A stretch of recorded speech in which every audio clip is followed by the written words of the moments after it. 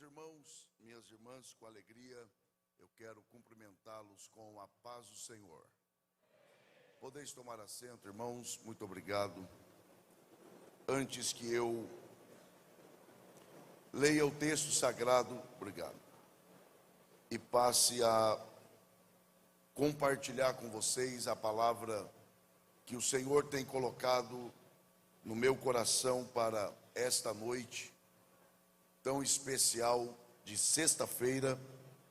Eu quero que cada um de vocês saiba que eu estou agradecido a Deus e feliz por estar com vocês em um momento tão marcante, em um momento tão especial para a história, não só da União de Jovens da Assembleia de Deus aqui em Joinville, mas para a Igreja do Senhor como um todo, em que a juventude nesta noite se reúne para a abertura das comemorações de seus 50 anos, de maneira que eu quero glorificar a Deus por este momento e parabenizar a todos que fizeram e fazem e estão fazendo parte desta história.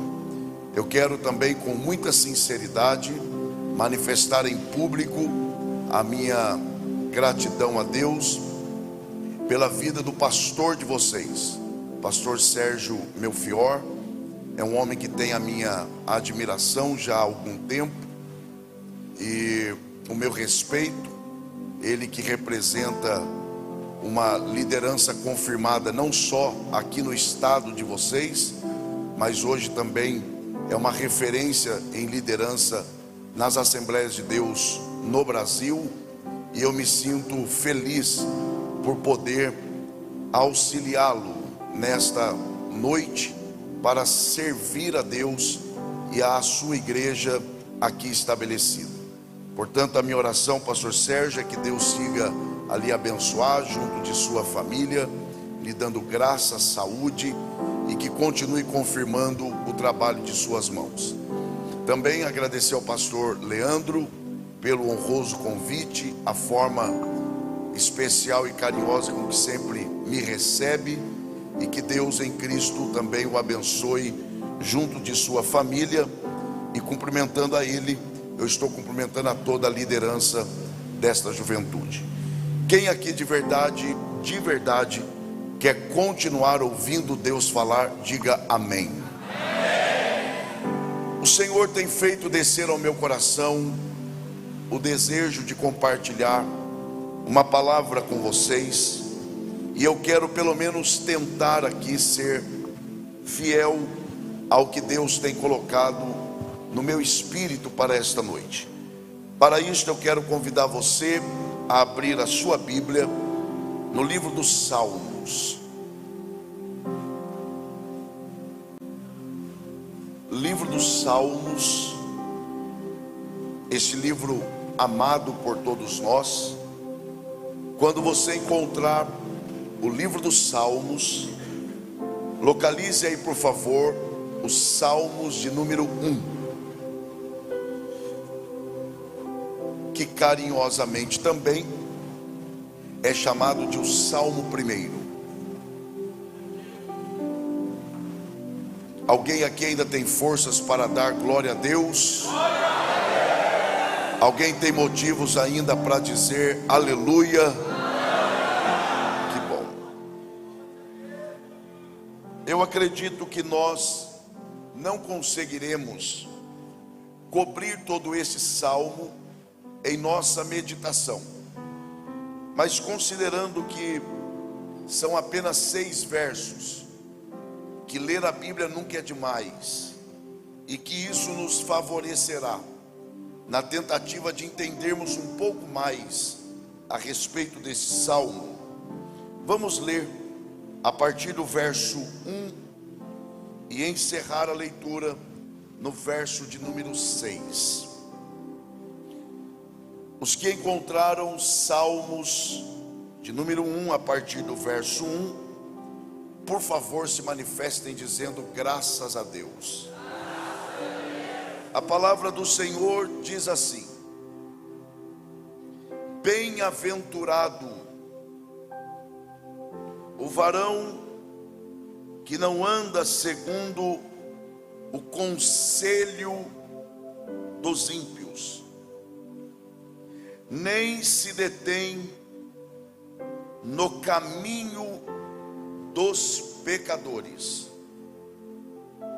nem se assenta na roda dos escarnecedores. Antes, tem o seu prazer na lei do Senhor, e na sua lei medita de dia e de noite. Pois será como a árvore plantada junto a ribeiros de águas, a qual dá o seu fruto na estação própria, e cujas folhas não caem, e tudo quanto fizer prosperará. Não são assim os ímpios, mas são como a moinha que o vento espalha. Pelo que os ímpios não subsistirão no juízo, nem os pecadores na congregação dos justos. Porque o Senhor conhece o caminho dos justos, mas o caminho dos ímpios perecerá. E só os que podem digam amém.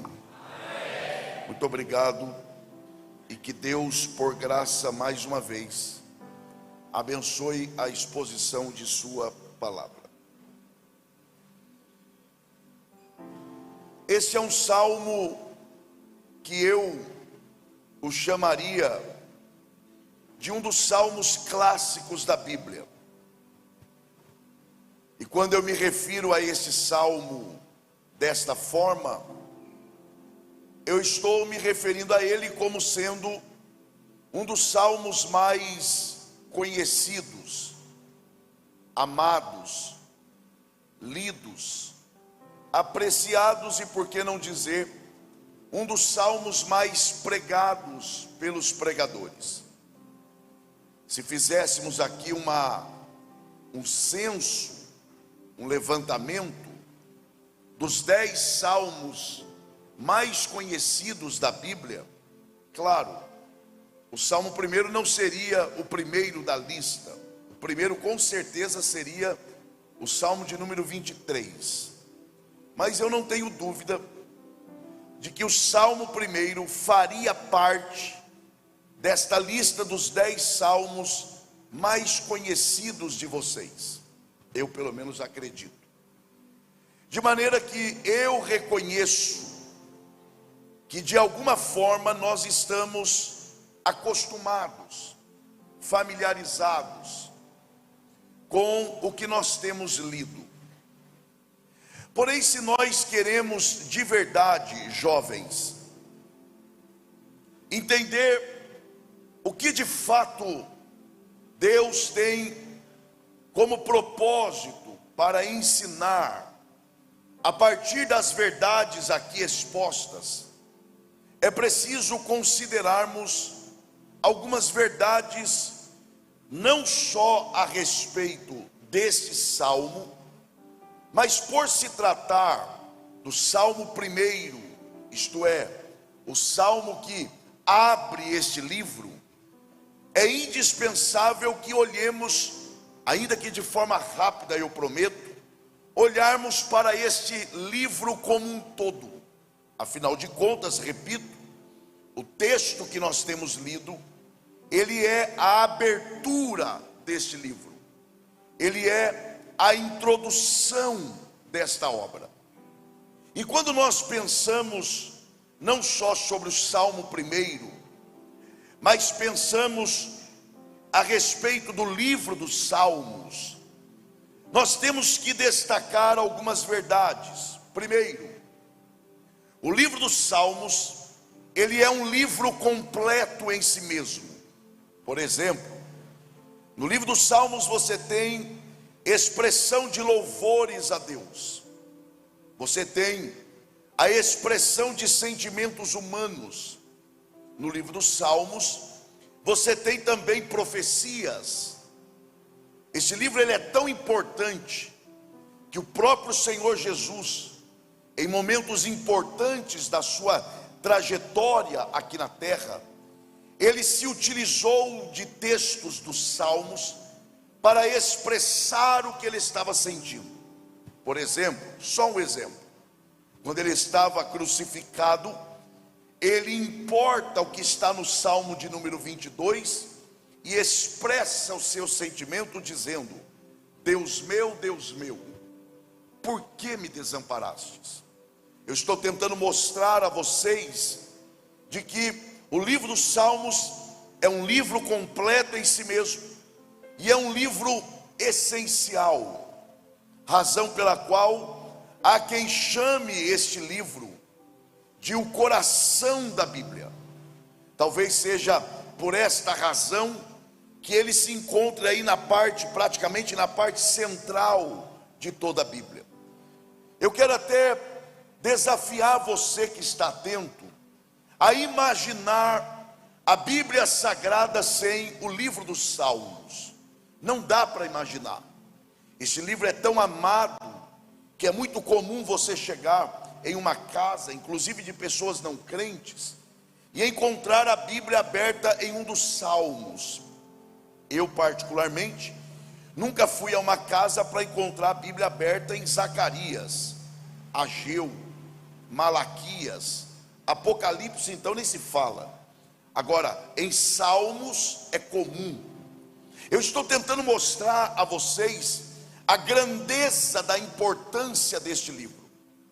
Agora, mais do que isso, para nós avançarmos um pouco, o livro dos Salmos, ele não é, eu sei que todos sabem, é só a título de lembrança, o livro dos Salmos, ele não é um livro histórico. Pelo contrário, o livro dos Salmos, ele pertence àquela classe de livros da Bíblia denominados de livros poéticos. Por que eu estou dizendo isso? Uma vez que o livro dos Salmos, ele não é um livro histórico, ele não tem a proposta de registrar um fato após o outro. Só para você ter uma ideia, o livro dos Salmos, em termos de tempo de história, ele compreende cerca de 1000 anos. Você tem, por exemplo, Salmos de Moisés, mas você tem também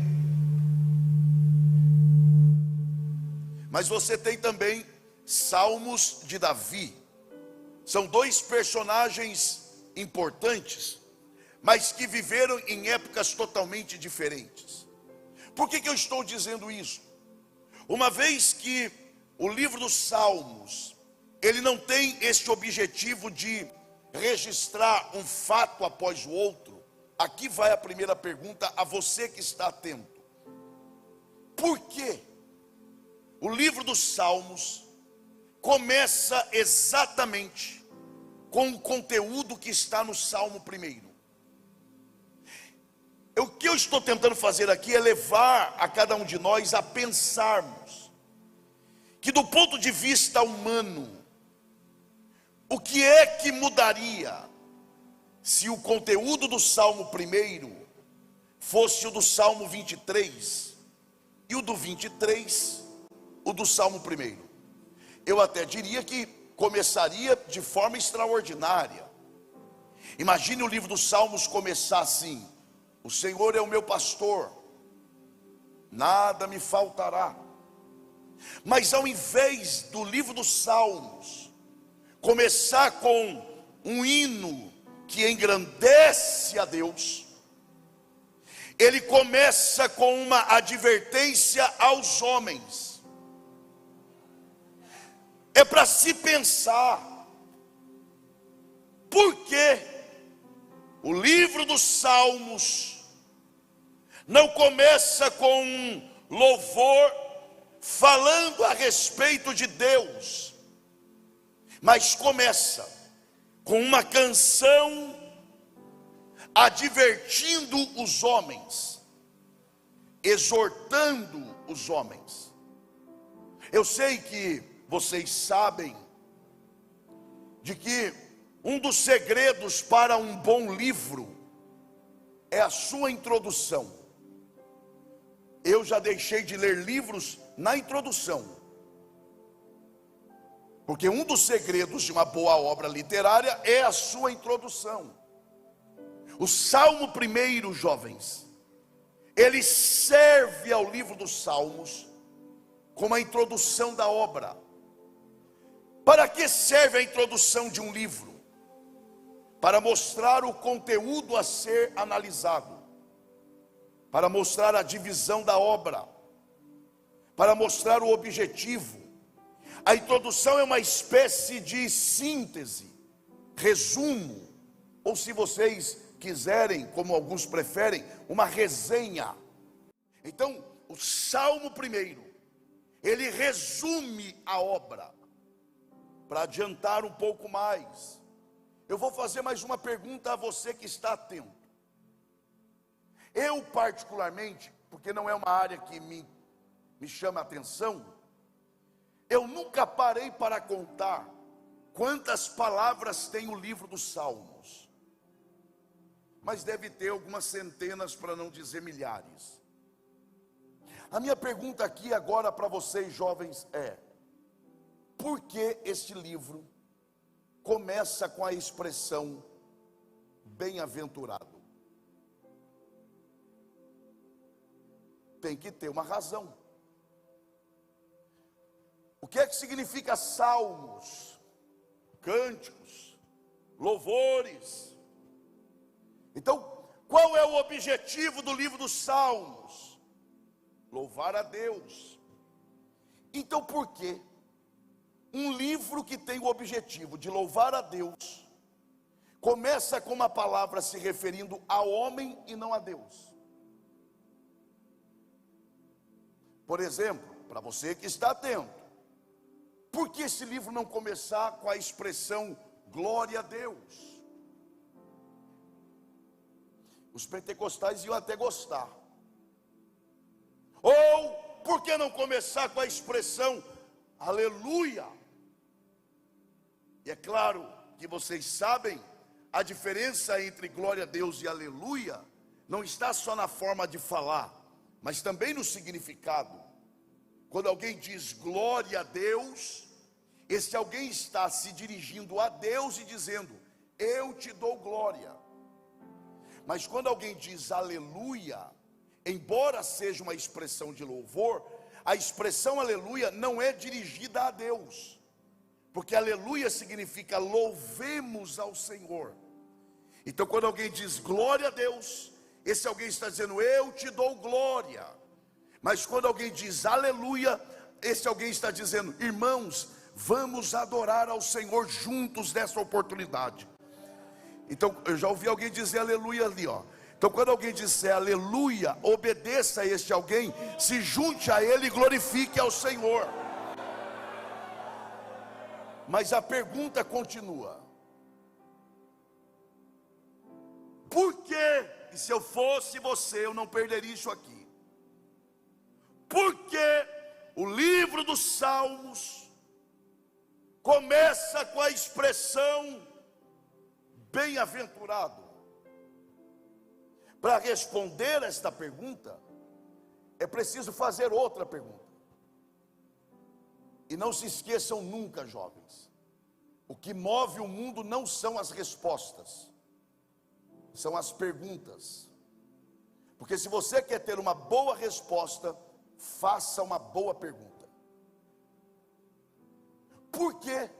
Preste atenção e não se preocupe, nós vamos chegar lá. Por que este livro começa com a expressão bem-aventurado? Outra pergunta: qual é o propósito do livro dos Salmos? Primeiro, adorar a Deus, sim. Segundo, no livro dos Salmos, Deus dá aos homens a oportunidade para expressarem os seus mais profundos sentimentos sobre Deus e para Deus.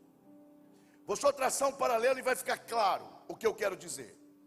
Coloque o livro dos Salmos ao lado dos livros proféticos.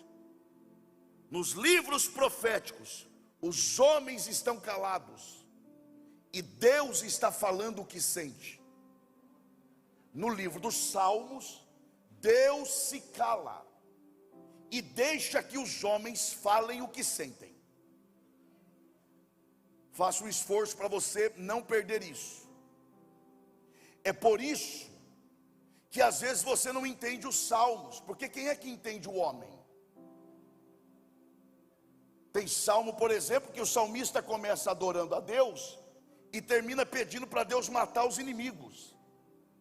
Aí você termina o salmo perguntando, afinal, ele queria adorar a Deus ou a morte dos inimigos? As duas coisas. Vejam, o livro dos Salmos é a expressão dos sentimentos humanos. Como é que são os sentimentos humanos? Oscilantes. Ora estamos bem, ora estamos mal. Salmo 22, olha o salmista: Deus meu, por que me desamparastes? Salmo 23, o mesmo salmista, falando sobre o mesmo Deus: o Senhor é o meu pastor, nada me... Estava reclamando agora mesmo.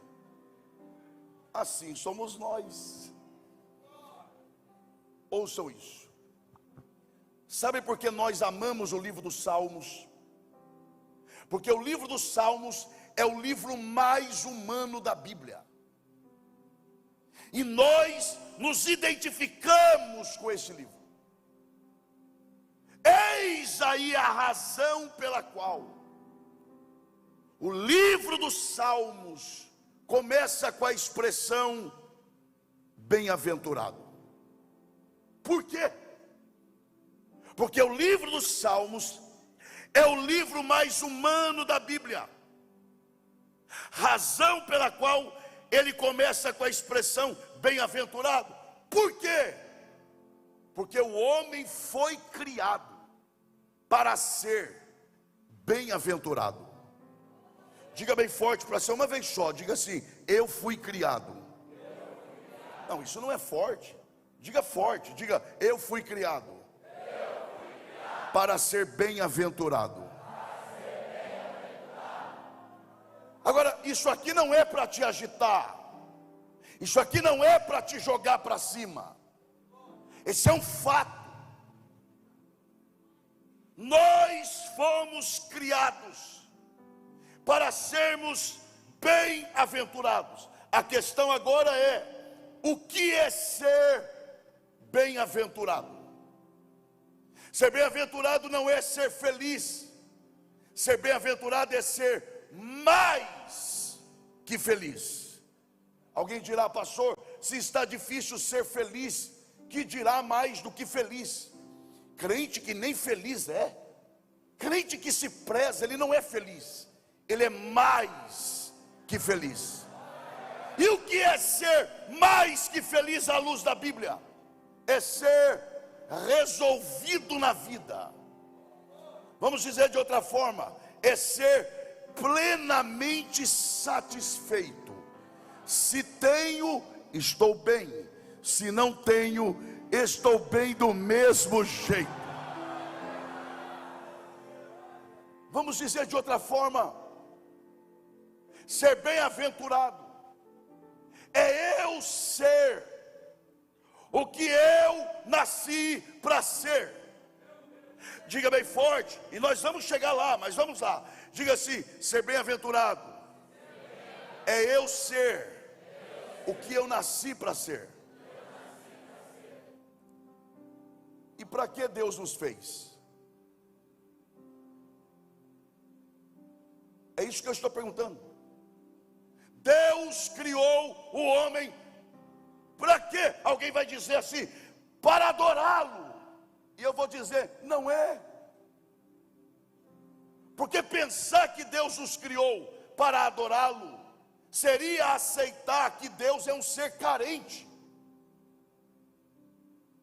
Ele olha no céu, os anjos estão adorando. Ele diz: não, eu quero mais. Vou fazer agora os homens também para me adorar, porque eu sou um ser carente de atenção. Ora, tem gente que sai do culto achando que Deus ficou triste porque o povo não adorou como deveria. Você acha mesmo que Deus, quando termina o culto, ele fala: estou chateado porque o povo não me adorou como eu... Ô meu irmão, quem perde por não adorar não é Deus que não é adorado, é quem deixa de adorar. Porque você adorando ou não, Ele é quem Ele é. Nada fora dele altera quem Ele é. Adoração, eu vou adiantar aqui, adoração não é objeto da nossa existência, não. Adoração é uma reação positiva de uma visão correta que se tem de Deus. Se eu tenho uma visão correta de Deus, automaticamente eu vou adorá-lo. Então, para que Deus me criou? É só pegar a ordem dos fatos da criação. Primeiro dia, olha Deus, haja, ouve. Segundo, haja, ouve.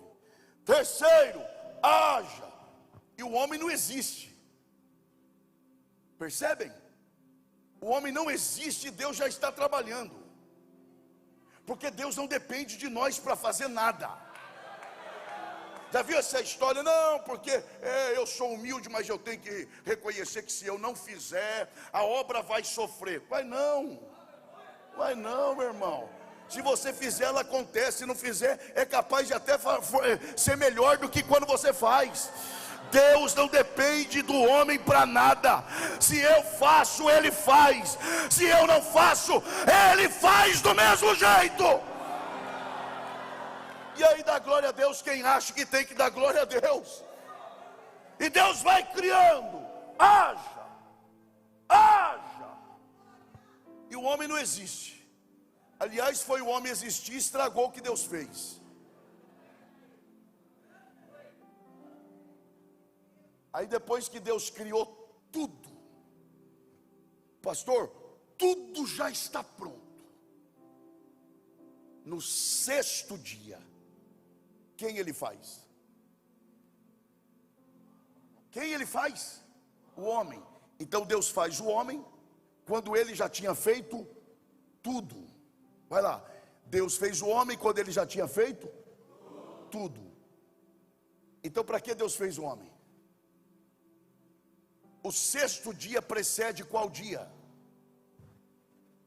Vamos de novo. O sexto dia vem antes de qual dia?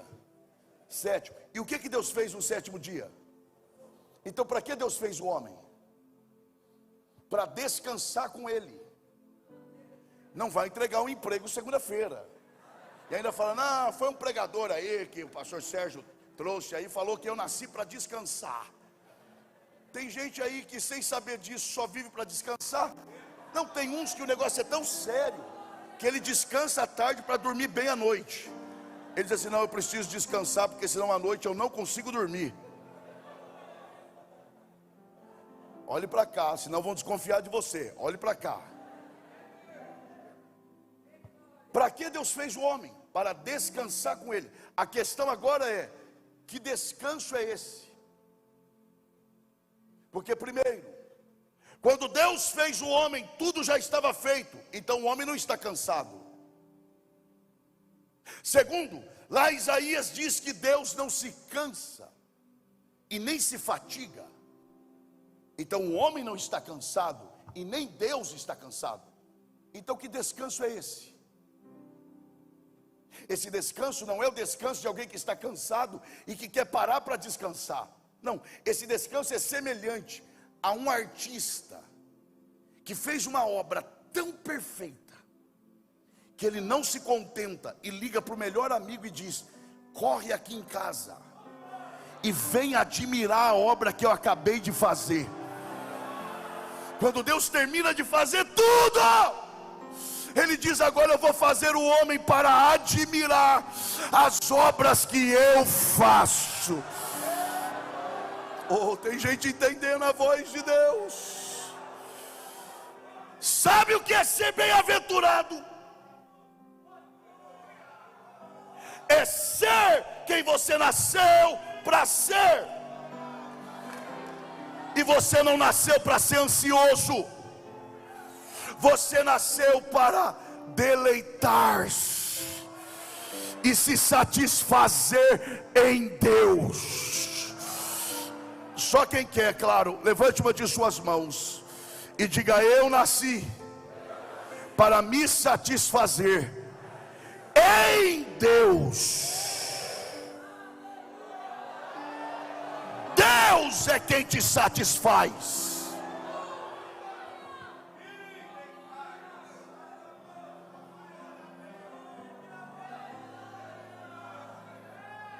Então vamos lá.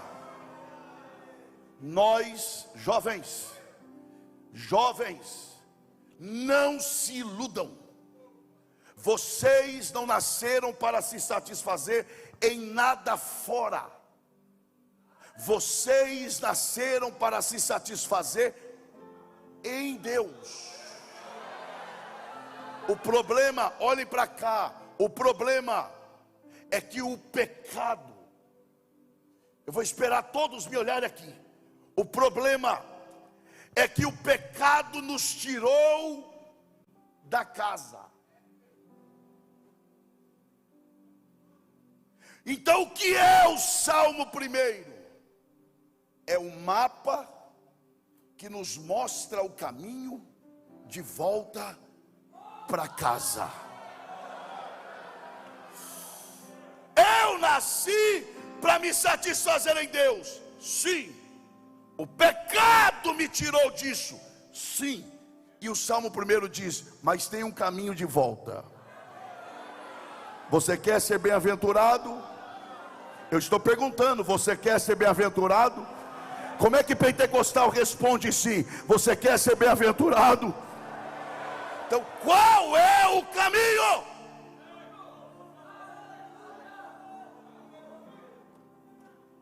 Vou até beber água.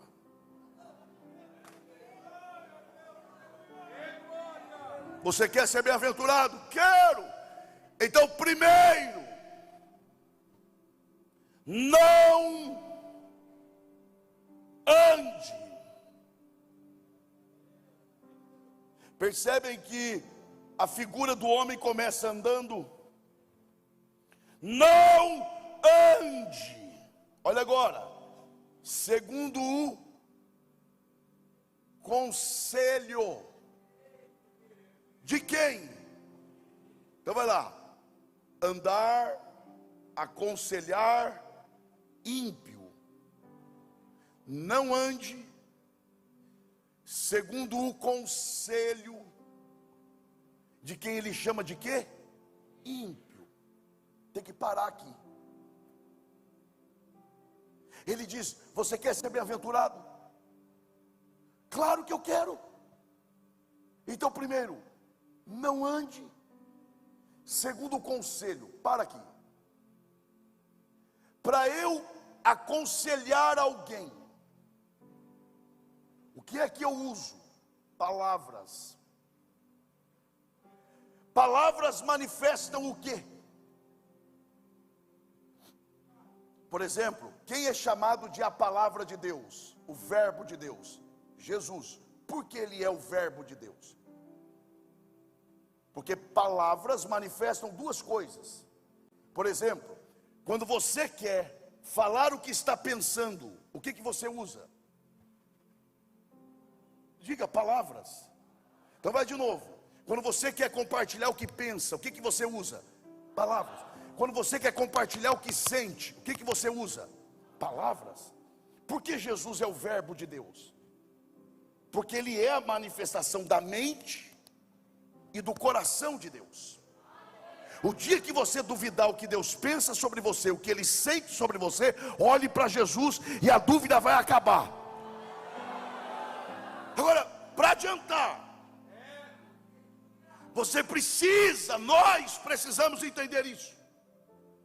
Quer ser bem-aventurado? Quero. Então não ande segundo as. Vamos mudar conselho por palavras. Não ande segundo as palavras. Preste atenção nisso. Palavras que manifestam o quê? A mente. E manifestam o que mais? Coração. De quem? Dos ímpios. Quem são os ímpios? Alguém vai correr e vai dizer, é quem não é crente. E eu vou correr e vou dizer, você está errado.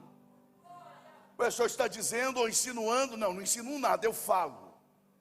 Então o senhor está falando que existe crente ímpio? Existe. Ô gente, presta atenção nisso aqui. Eu vou esperar você olhar para cá. O que quer dizer ímpio? Ímpio é o contrário de pio. Poxa, pastor, não mudou nada, porque eu não sei o que é pio. Então eu vou dizer. Pio quer dizer puro, limpo, cristalino. Mas se você aprofundar um pouquinho mais, a expressão pio, ela chega a dizer que significa íntegro. E o que quer dizer íntegro? Diga por favor, inteiro. Então pio é o que? Aquele que é inteiro. Se pio é inteiro e ímpio é o contrário de pio, o ímpio é o que? Fracionado. Pela metade. Se ele é pela metade, qual é o conselho que ele dá para os outros? Seja pela metade. Não precisa muita coisa. Dá para fazer de qualquer jeito. Não precisa ser tão crente assim. Dá para ser meio lá e meio cá. Para que se entregar tanto? Mas aí o salmista vem e diz: você quer deleitar-se em Deus, você quer satisfazer-se em Deus, não tem como ser pela metade, tem que ser por inteiro. Quem está entendendo a voz de Deus, adore Ele.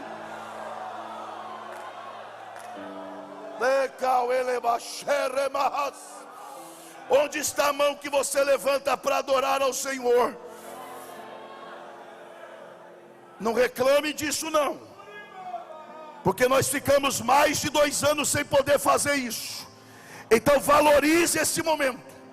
Esta mão que você levanta para adorar a Deus, toque o ombro da pessoa que está perto de você e diga: a palavra de Deus para nós hoje é: seja inteiro, se entregue por inteiro. Pare de ouvir quem vive pela metade. É tempo de nos entregar por inteiro.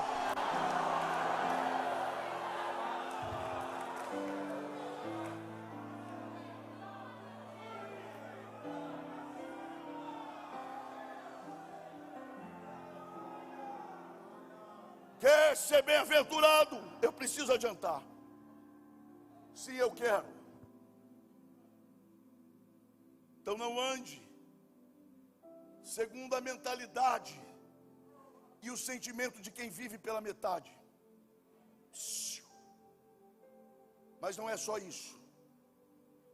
Nem, eu gosto dessa palavra nem. Nem quer dizer também não. Nem aquilo, nem isso. Nem, olha a mudança.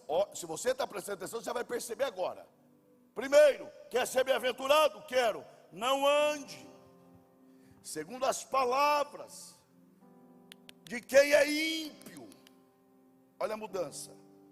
Nem se detém. Quem estava andando, parou.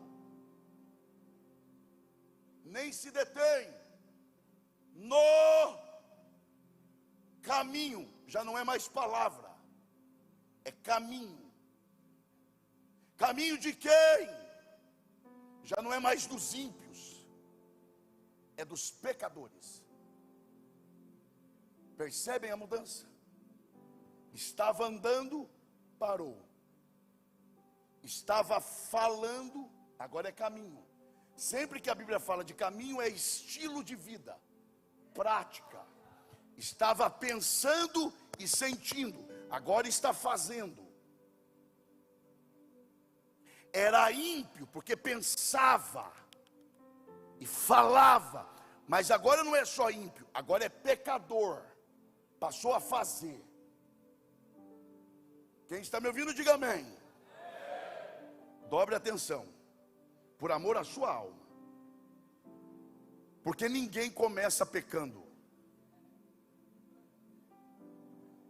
Eu me lembro que quando eu dirigi uma pequena congregação no interior do Rio de Janeiro, eu e minha esposa, nós ainda não tínhamos nossas filhas. Eu dirigi por 2 anos essa congregação. E sempre quando alguém vinha, infelizmente, para confessar um pecado, a maioria vinha da mesma forma dizendo: pastor Elias, o senhor sabe como é que é, né? Eu já ia dizendo: eu não sei não. Você que peca e eu que sei. Não, eu não sei de nada. Eu lá vou saber. Não, pastor, o diabo é sujo, né? Falei, não, ele é mesmo, tá vendo, pastor, que coisa terrível. Eu estava lá, pastor, na minha. Eu estava na sua, na minha. O diabo é sujo, pastor. É sujo? Pastor, estava lá. Quando eu vi, caí. É mesmo, ué, assim. Pois é, o senhor vê como são as coisas. Estava lá, pastor, não abrir e fechar de olhos. Quando eu vi, já foi. Eu falava para a pessoa assim: você é igual a turma do Arão. Como assim a turma do Arão? Lembra quando Arão fez o bezerro de ouro? E Moisés desceu do monte e estava chamando a atenção de Arão. Qual foi a desculpa de Arão? Pois é, pegamos o ouro, jogamos no fogo e saiu o bezerro. Agora o fogo é artesão, é artista. Quem é que modelou o focinho? Quem é que modelou a cauda? Quem é que modelou a pata? Quem é que conversou com quem não era para conversar? Quem é que olhou na direção que não era para olhar? Quem é que acessou o que não era para acessar? Ninguém começa pecando, mas Deus marcou esta noite para nos alertar e dizer: ainda dá tempo, eu sou o escape.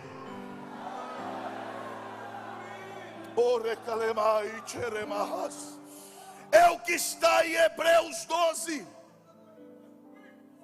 Visto que estamos rodeados de uma tão grande nuvem de testemunha, deixemos, aqui está o detalhe, todo o embaraço e o pecado.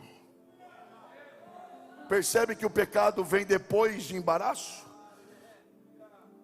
E é acompanhado da expressão que quer dizer o que vem depois, resulta do que veio antes. Porque ninguém começa pecando, começa se embaraçando. Por isso Paulo recomenda a Timóteo: o bom soldado de Cristo não se embaraça com as coisas desta vida. Você crê que Deus está falando aqui? Deus me autoriza a dizer isso aqui. É noite de livramento para algumas pessoas aqui hoje. Antes que você caia, se você clamar hoje, Deus, Ele é poderoso para cortar todo o embaraço. Eu preciso adiantar. Nem se detém no caminho dos pecadores, nem se assenta. Gente, preste atenção nisso. Começa: não ande, nem se detém, nem se assenta. Começa andando, depois para, e depois se assenta. Deixa eu dizer uma coisa aqui para os interessados. O diabo não tem pressa de nos derrubar. Afobados somos nós, que queremos fazer tudo de uma vez só. O diabo é estrategista. O interesse dele é te colocar assentado. Mas antes disso, ele vai querer te parar. Porque depois que ele te parar, está a um passo dele te colocar assentado. Por isso ele começa a usar pessoas dizendo: diminui o ritmo. Para que se esforçar tanto? Eles nem reconhecem o trabalho de você, o seu trabalho. Para quê? Você fica aí se matando por esse negócio de igreja. Dá para diminuir um pouco. É o diabo dizendo: dá uma parada, pensa um pouco mais em você. Você é tão. Pensa um pouquinho em você, para. Aí parou. O próximo passo é te colocar assentado.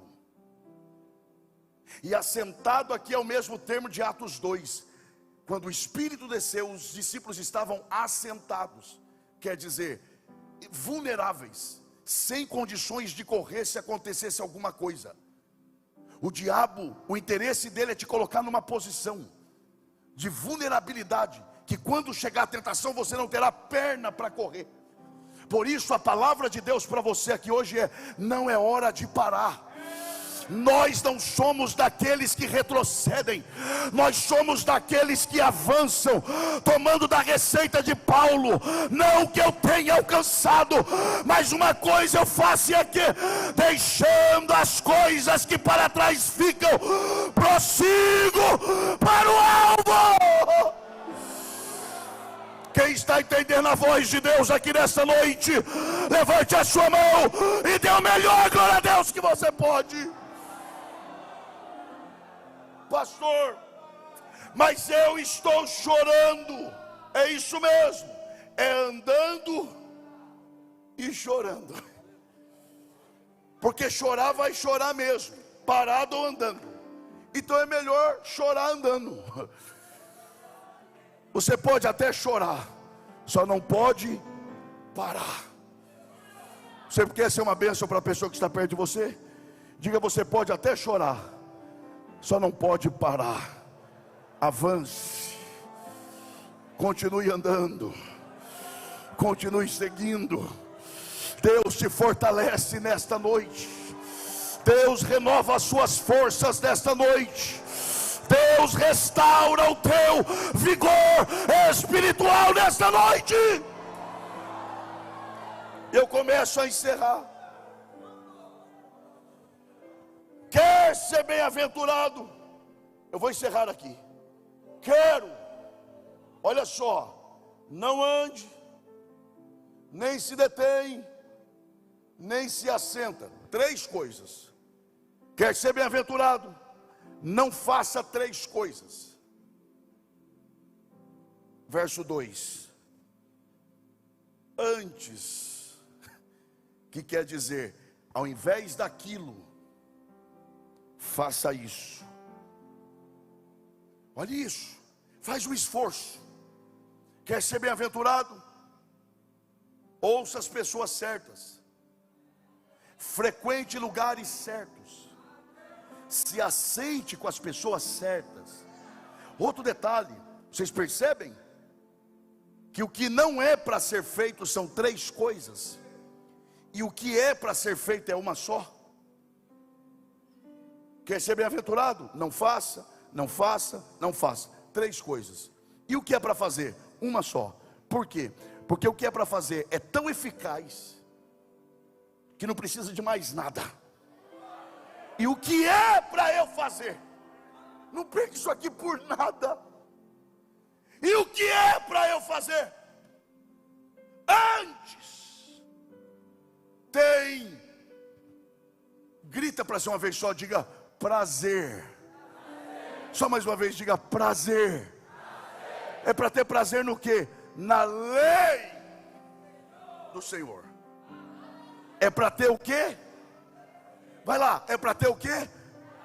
No quê? Então é para ter o quê na lei do Senhor? Diga bem forte: prazer. O que é prazer? Ah, prazer é satisfação. Não, não é. Uma coisa é uma coisa e outra coisa é outra coisa. Isso é profundo, hein? Por exemplo, jovens, isso aqui é para reacender a esperança em vocês. Quando você está comendo alguma coisa, enquanto você come, o que você sente? Prazer. Quando você termina e não quer mais, você diz que está o quê? Então tá, prazer é o que você tem durante a sua alimentação. Satisfação é o que vem depois. O salmista não fala para ter satisfação. Ele fala para ter, porque é um processo interminável. Se eu fosse você, eu não perderia isso aqui. É para ter o quê? Eu vou tentar mostrar para você mais ou menos o que é o prazer. Quem é que tem celular aqui? Ah, ninguém tem celular também. Vai lá, até o pregador tem, vai lá. Quem é que tem celular aqui? Levanta a mão. Imagina que você perde o seu celular.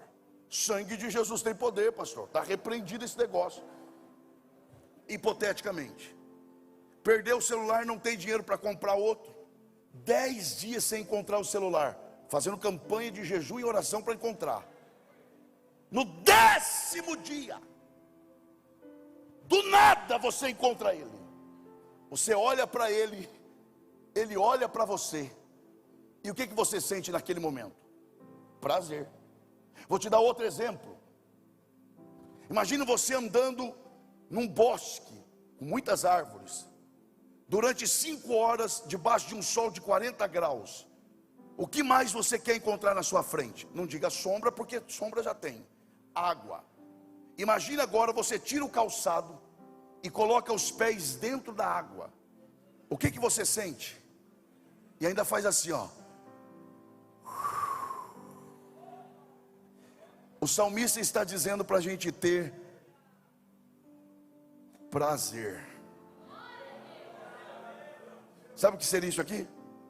Não vejo a hora de chegar em casa para carregar o celular. Não, para ler a Bíblia. Quer ver se a gente tem prazer na lei do Senhor?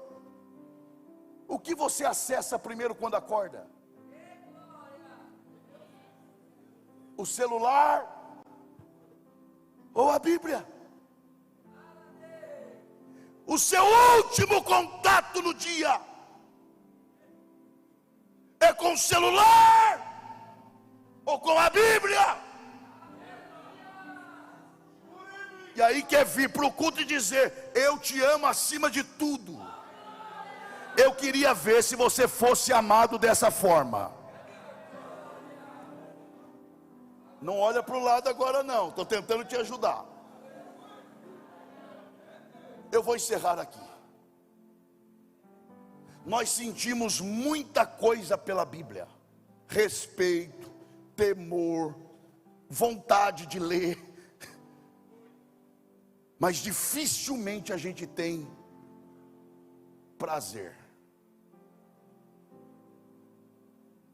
Mas há uma causa para isso. Qual é a causa? Uma desgraça chamada pecado. Dentre outras coisas, o pecado inverteu o valor das coisas. O que é bom passou a ser visto como ruim, e o que é ruim passou a ser visto como bom. Quer ver que é verdade? A serpente falou: quer dizer que não pode comer de nada? A Eva respondeu: não, a gente pode comer de tudo, menos daquela. Mas por quê? Porque Deus disse, e quem avisa amigo é. Então Deus é bom, Ele avisou. Deus disse que o dia que nós comemos, nós morreremos. Então Deus é bom porque avisou, e o fruto é mau porque mata. Olha o que a serpente fala: não. Sabe o que é? É que Deus sabe que o dia que vocês comerem desse fruto, vocês vão ser deuses igual a Ele. Então o que a serpente está dizendo? Ele é egoísta, ele quer ser Deus sozinho. Então ele não é bom, ele é mau. E o fruto que ele diz que mata não é mau, é bom. Porque ao invés de matar, transforma homens em deuses. Então quem é bom passa a ser visto como mau, e o que é mau passa a ser visto como bom. O pecado inverteu as coisas. Quer ver que é verdade? Do que a gente chama culto? Sacrifício. Oferta, sacrifício. Jejum, sacrifício. Oração, sacrifício. E do que as pessoas chamam pecado? Prazer da carne. Quem foi que falou que orar é ruim? E quem foi que falou que pecar é bom? É que o pecado inverteu as coisas. O que é bom passou a ser visto como mal, e o que é mal passou a ser visto como bom. Só tem uma saída para nós: qual? Tomar a receita que Paulo nos dá. Mova ou mude a sua maneira de pensar. Tenha a sua mente transformada, e aquilo que é bom será bom, e aquilo que é mal será mal. Quem deseja viver assim, com a permissão do pastor da igreja, esteja em pé, adorando ao Senhor. Deus quer plantar este prazer pela sua lei em nossos corações. Eu tenho ainda uma palavra de Deus para esses jovens que ficaram aqui até agora. E se eu fosse você, eu não sairia.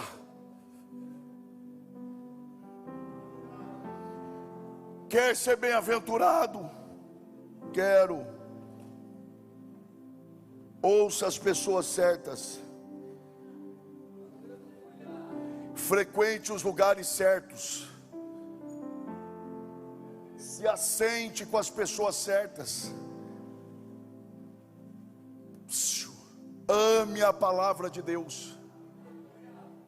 E agora vem a promessa. Jovens, não perca isso aqui não. Porque se você viver assim,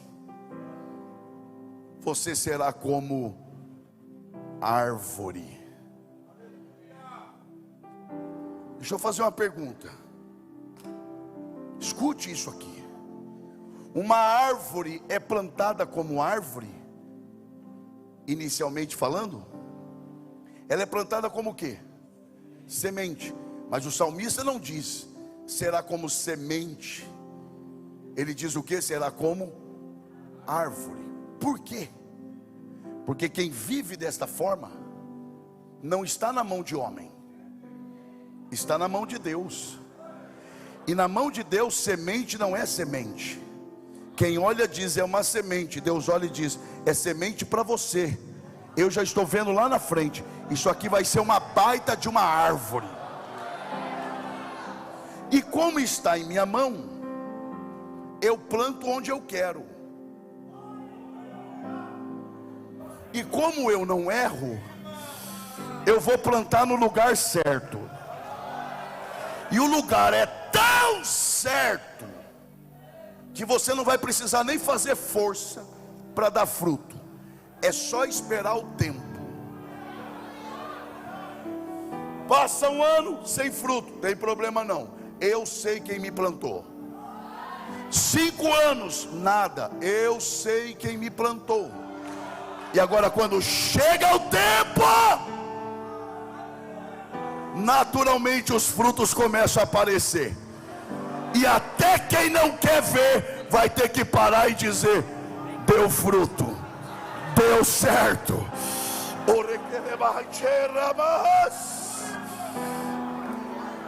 Pastor Sérgio, e me dirijo ao senhor com muito, mas muito respeito.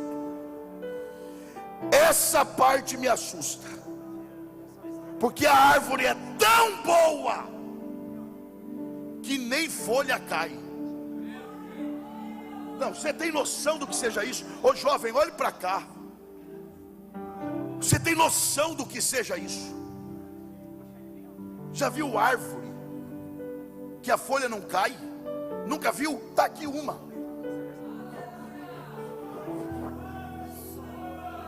A árvore é tão boa que as folhas permanecem as mesmas e no mesmo lugar. O que a Bíblia quer dizer com isso?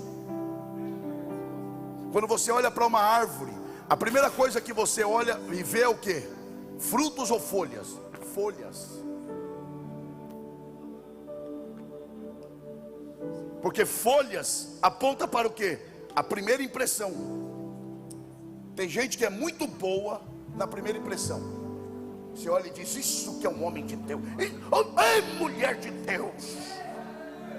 Leva para casa. No terceiro dia a primeira folha cai. No 10º nem folha tem mais. Mas o salmista está dizendo: se você ouvir as pessoas certas, se você frequentar lugares certos, se você se assentar com as pessoas certas e ter prazer na lei do Senhor, nem folha cairá da sua vida. E daqui 10 anos eu vou te encontrar e você vai ser a mesma pessoa, acreditando nas mesmas coisas, e Deus sendo glorificado. Tem gente entendendo a voz de Deus aqui. E ele encerra dizendo: e tudo é lindo demais, e tudo o que fizer,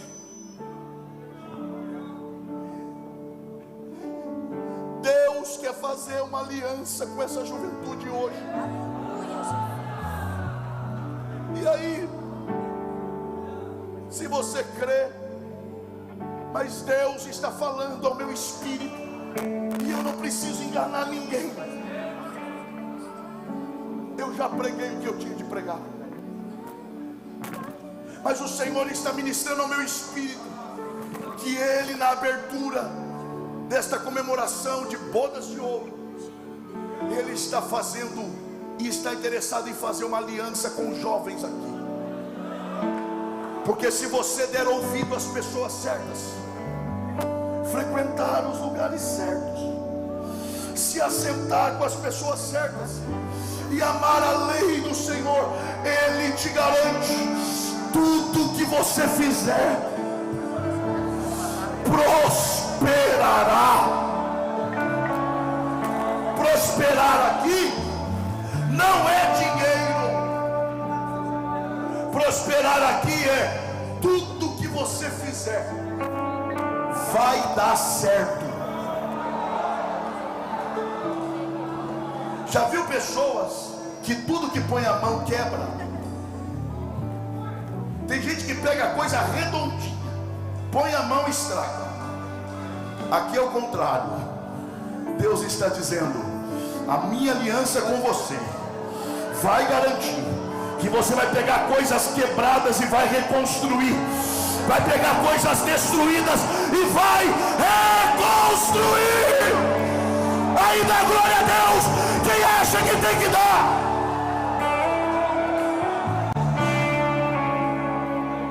Para encerrar e nós orarmos, uma coisa é Deus ser com você, outra coisa é Deus ser em você. Em você acontece quando você aceita o Senhor, é instantâneo. Com você não. Com você é fruto de tempo, integridade. Rejeita uma tentação aqui, vence outra lá, e Deus vai colocando crédito. Chega lá na frente, Deus diz: a partir de hoje eu não serei só em você, eu vou ser com você. Lembra de José? Na casa de Potifar, tudo que ele colocava a mão prosperava. Por quê? Porque Deus era com ele. Ah, mas prosperar na casa de rico é fácil. então vai para a cadeia. Será que Deus aprovou? Será que Deus foi com ele? Mais ou menos. É ironia, é claro. Alguém chega para o carcereiro e diz: cadê a chave da cadeia? Está com o preso José. Já viu chave de cadeia na mão de preso? Nunca. José ficou. Por quê? Porque Deus era com ele. Não importa o bairro que você mora, não importa a família a que você pertence, foi Deus quem te plantou lá, e é lá que Deus vai te prosperar.